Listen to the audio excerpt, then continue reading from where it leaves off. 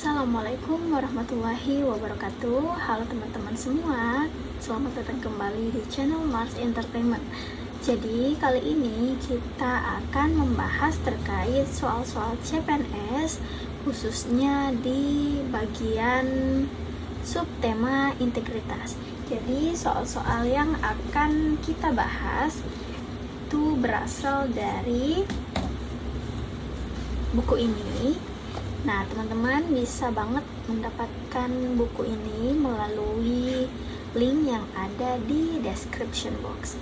Oke, teman-teman semua, jangan lupa juga untuk menonton video kami sebelum-sebelumnya, karena di video sebelumnya kami udah mencantumkan dan memberitahukan beberapa tips and trick yang bisa teman-teman gunakan saat akan menjawab soal. Oke, langsung saja kita ke soalnya. Oke, teman-teman semua, jadi di nomor 39 dan nomor jadi di nomor 39 yang ditanyakan adalah dari kelima pilihan jawaban ini, kira-kira pilihan jawaban mana yang tingkat permanensi perubahan tingkat integritasnya itu lebih tinggi. Artinya kira-kira dari pernyataan, dari model perubahan di kelima pilihan jawaban ini, manakah kira-kira seseorang dengan pemikiran tersebut akan jauh lebih lama memiliki tingkat integritas, begitu ya. Oke, jadi mari kita sama-sama membaca pilihan jawabannya. A. Kesediaan seseorang untuk menerima pengaruh dari orang lain untuk berintegritas. Kalau ini bisa, tapi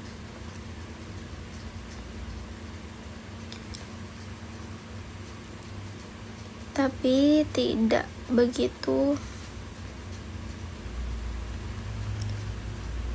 memberikan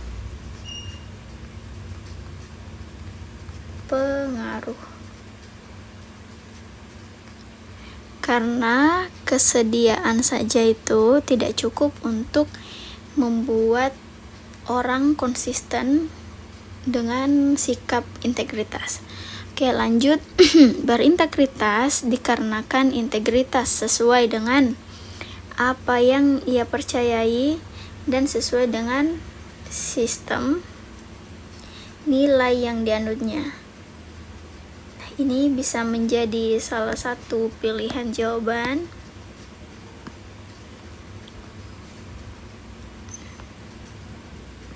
Oke, kemudian mari kita lanjut lagi. Meniru integritas seseorang atau sekelompok orang sebagai bentuk hubungan yang menyenangkan. Nah, kalau ini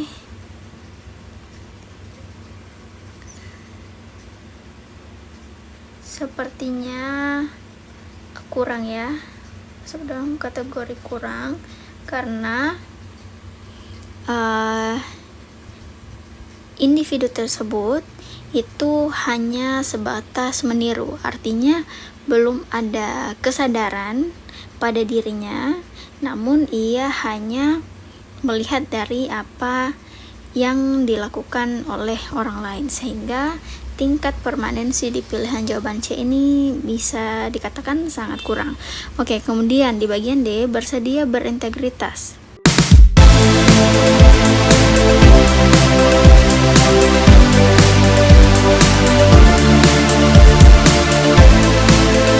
Masih bingung ngerjain tugas mendadak? Tuntaskan tugas kamu bersama Amanah Store.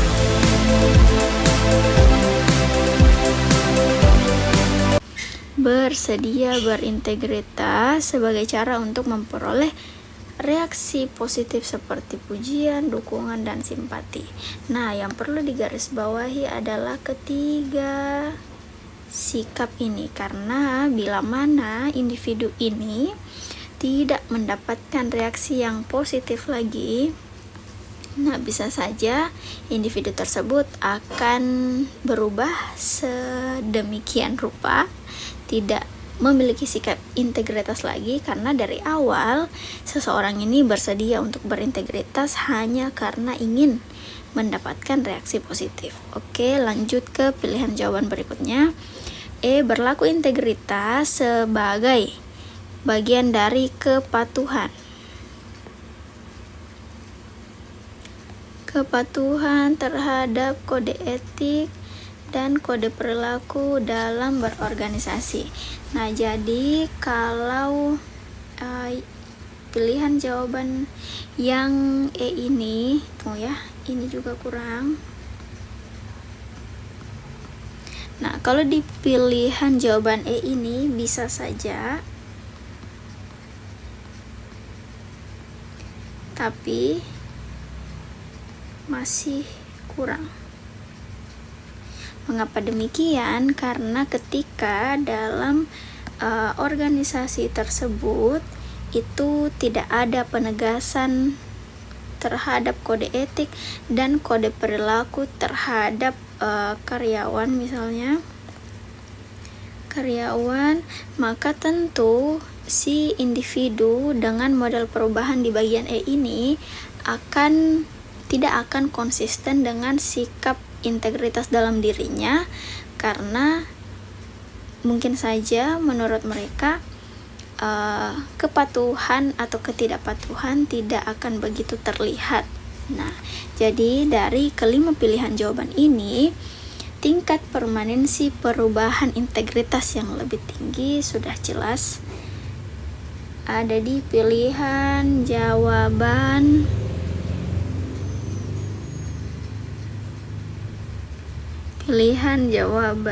B ya teman-teman. Tunggu sebentar.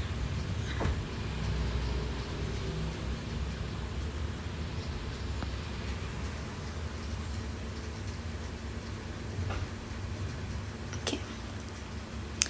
Kemudian mari kita lanjut ke soal berikutnya. Nah, jadi di soal nomor 40, dari pernyataan di bawah ini, manakah yang lebih tepat dan perlu menjadi pola pikir PNS yang anti korupsi?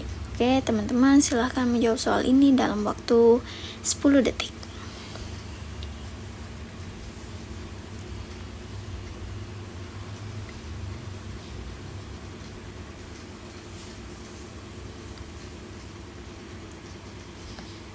Oke, jadi di soal ini yang ditanyakan adalah kira-kira pola pikir PNS anti korupsi yang mana yang lebih tepat dari ke 5 pernyataan di bawah ini. Kira-kira pola pikir yang mana yang paling tepat, yang harusnya menjadi pola pikir PNS yang anti korupsi. Oke, mari kita bahas satu persatu. Dari bawah, yang bekerja di lingkungan yang memiliki sistem integritas yang buruk dalam rangka meningkatkan kemampuan dan kekuatan integritas diri.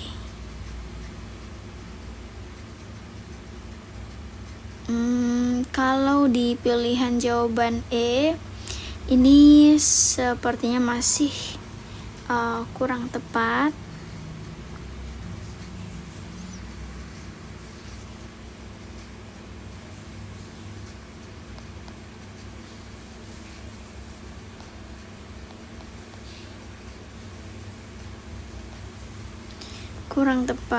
Karena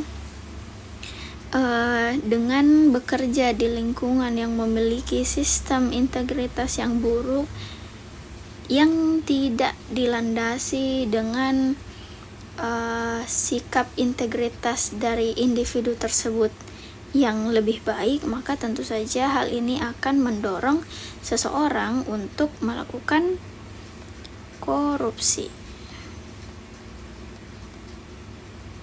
Nah, niat di kalimat ini dalam rangka meningkatkan kemampuan dan kekuatan integritas diri itu tidak harus berada di lingkungan dengan sistem integritas yang buruk, karena setiap orang mungkin belum bisa menjamin bahwa kemampuan dan kekuatan dalam integritas dirinya itu sudah cukup bagus. Jadi sebaiknya kita bekerja di lingkungan yang memiliki sistem integritas yang cukup baik. Oke, kemudian di pilihan jawaban D, mempelajari dampak tindak pidana korupsi akan meningkatkan pengetahuan tentang menjauhkan diri dari tindak pidana korupsi. Ini bisa jadi karena dengan mempelajari dampak korupsi, maka tentu saja hal ini akan membuat kita tidak ingin melakukan korupsi karena sudah mengetahui dampak ketika kita melakukan hal tersebut. Oke, kemudian di bagian C, mendapatkan contoh-contoh nyata delik dan modus tindak pidana korupsi akan lebih memudahkan menjauhkan diri dari korupsi. Ini juga bisa jadi karena dengan melihat contoh nyata sebagai sanksi dari mendapatkan contoh-contoh nyata delik dan modus tindak pidana korupsi. Oh iya, kalau ini kurang tepat, maaf, saya kira tadi melihat contoh nyata hukumannya. Kurang tepat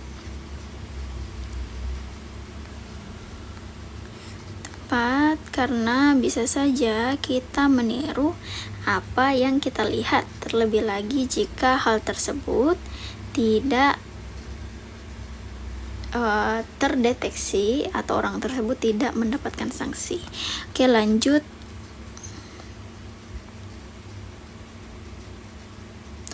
B, mempelajari delik dan modus korupsi secara detail pasti akan menjauhkan diri. Oke, kalau yang ini mempelajari delik dan modus korupsi secara detail, ini kurang tepat juga. Mengapa demikian? Karena dengan mengetahuinya, seseorang bisa terdorong untuk melakukan korupsi tersebut. Jika kita mengetahui secara detail gimana cara untuk melakukan korupsi. Oke, lanjut ke bagian A. Memastikan adanya kesadaran anti korupsi terlebih dahulu hingga muncul niat memberantas atau anti korupsi, baru kemudian mempelajari secara detail tentang delik dan modus korupsi. Nah, pilihan jawaban ini jelas banget menjadi pilihan jawaban yang paling tepat. Mengapa demikian? Karena pilihan jawaban ini sangat sistematis. Oke, teman-teman bisa lihat. Jadi yang pertama adanya kesadaran dulu. Nah, setelah ada kesadaran, tentu ada niat untuk memberantas atau anti korupsi. Kemudian yang ketiga, mempelajari secara detail tentang delik dan modus korupsi. Nah, ketika kita seperti poin B yang langsung saja mempelajari delik dan modusnya tanpa ada kesadaran dan niat untuk memberantas korupsi, nah ini itu bisa justru menyebabkan kita menjadi salah satu pelaku korupsi. Oke, teman-teman semua, semoga mengerti dengan penjelasan kita kali ini. Jangan lupa untuk menonton video kami sebelum-sebelumnya ya. Terima kasih. Assalamualaikum warahmatullahi wabarakatuh.